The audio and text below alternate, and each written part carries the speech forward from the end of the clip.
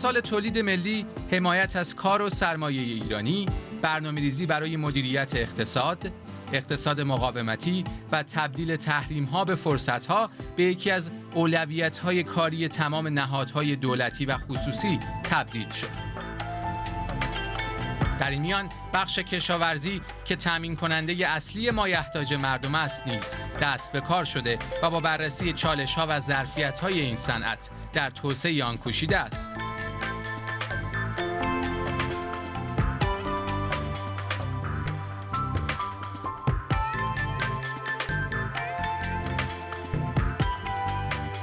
قربان بفرمایید که کشاورزی یعنی چه کار باید کرد در این صنعت؟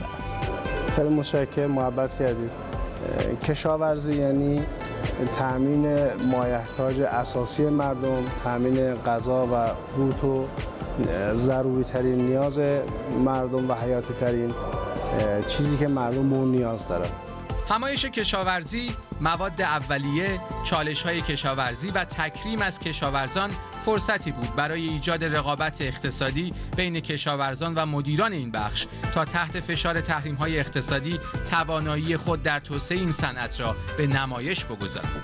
خدمت شما عرض بکنم که کشاورزی کشور ما به نظر من دچار یک پیری بسیار شدیده و این پیری که من ازش تعبیر میکنم به این معنیه که فکرها قدیمیه، روشها قدیمیه، وسایل قدیمیه، علوم قدیمیه و نیاز به یک تحول و بازسازی بسیار جدی داره.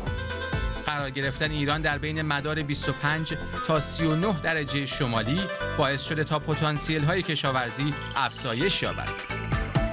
وجود اراضی متنوع کشاورزی و تنوع کاشت زمینه‌ساز فرصت‌های اقتصادی بسیاری برای جمهوری اسلامی ایران شده است.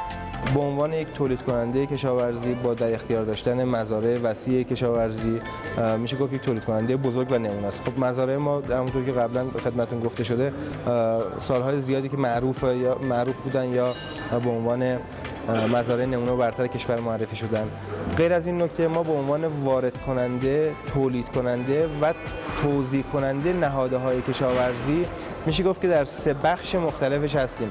ما در بخش کاشت بذر میدیم به کشاورز، در داشت کود و سم میدیم و در برداشت ابزار و وسایل میدیم که اونو برداشت بکنه. ایران داره مزیت‌های نسبی و مشکلات مربوط به خودش تو بخش کشاورزی هستش. در مجموع کشور ما کشوری است که در منطقه خشک قرار گرفته و شرایط آب و هوایی سختی رو داره. کشوری است کم آب با سرزمین و خاک‌های حاصلخیز کم، ولی در ازای اون دارای فصول مختلف، شرایط آب و هوایی مختلف و اقلیم متفاوته که میتونه هر دو به ما کمک بکنه که از مزیت‌های نسبی که وجود داره استفاده بکنیم و رتبه و جایگاه خوبی رو در دنیا به دست بیاریم.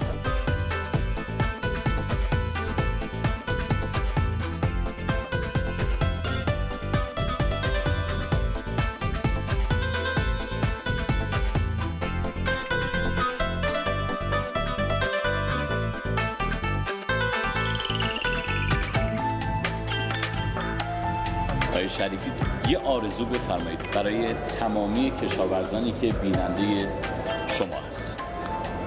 من آرزو میکنم که کشاورزی ایران مشابه اون چیزی که در دنیا اتفاق افتاده تبدیل به یک کشاورزی اقتصادی بشه و کشاورزهای ما بتونن با تولید و تلاش در بخش کشاورزی نیاز کشور رو برطرف بکنن، ما خودکفا بشیم و من فکر میکنم که اقتصادی کردن کشاورزی و رسیدن به خودکفایی در موضوع محصولات کشاورزی و غذای مورد نیاز بالاترین آرزوی همه مردم ایران و همه مسئولین نظام خواهد بود.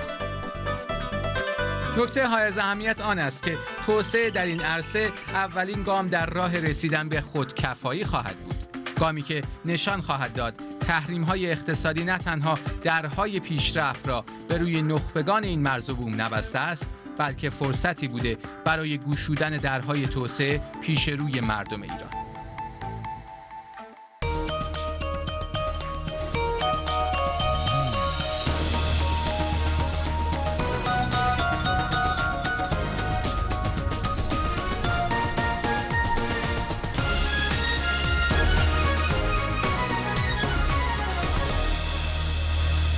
با ما در شهر بمانید.